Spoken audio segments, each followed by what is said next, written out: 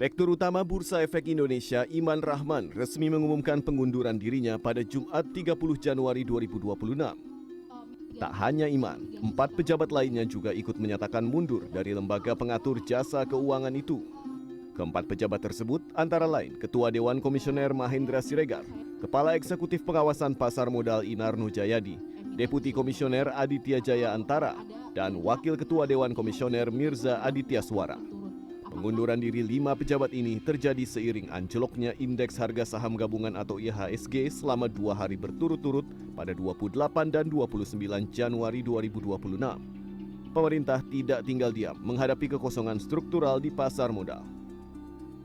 Pemerintah bersama OJK dan BI memutuskan untuk mengangkat Frederika Widiasari Dewi sebagai pejabat sementara Ketua Dewan Komisioner Otoritas Jasa Keuangan.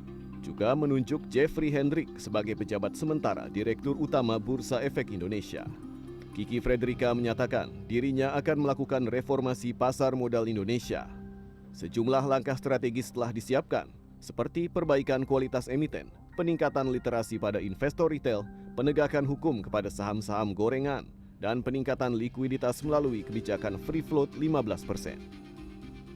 Kami juga mempunyai komitmen untuk terus melakukan program reformasi pasar modal Indonesia. Dengan mencermati gejolak pasar yang teman-teman media juga amati beberapa waktu ini, dan juga concern dari berbagai pihak, kami OJK bersinergi dengan pemerintah dan juga seluruh stakeholder terkait akan mempercepat reformasi di pasar modal melalui pendekatan yang lebih holistik, mulai dari perbaikan kualitas emiten dan saham yang diperdagangkan, peningkatan literasi dan juga perlindungan kepada investor, terutama investor retail, serta penegakan hukum yang tegas dan konsisten. Pejabat sementara Direktur Utama BEI, Jeffrey Hendrik, berkomitmen meningkatkan transparansi dan tata kelola Bursa Efek Indonesia. Jeffrey menegaskan BEI siap mengakomodir kebutuhan indeks global dalam waktu secepatnya. Kemudian kami juga menegaskan komitmen kami untuk membangun pasar modal Indonesia berkelas dunia, tidak hanya setara dalam hal nilai perdagangan dan kapitalisasi pasar, tetapi juga setara dalam transparansi dan tata kelola. Pengamat ekonomi, mata uang, dan komoditas Ibrahim Aswaibi mengatakan pergantian struktural ini merupakan langkah awal pemulihan pasar. Selain itu, ia juga mendukung langkah konkret pemerintah lainnya seperti revisi Undang-Undang P2SK untuk penindakan pelaku perdagangan terorganisir demi menaikkan harga saham tertentu.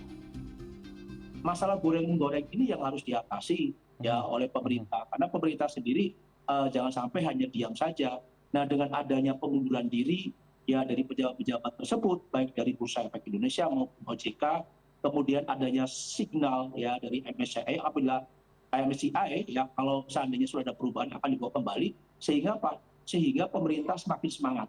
Ya semoga dengan adanya perubahan struktural ya kemudian adanya revisi Undang-Undang P2SK yang menekankan terhadap penindakan yang terhadap pelaku-pelaku yang melakukan goreng-menggoreng ini ya ini yang mungkin akan membuat pasar modal Indonesia semakin maju. Ini awal sebenarnya.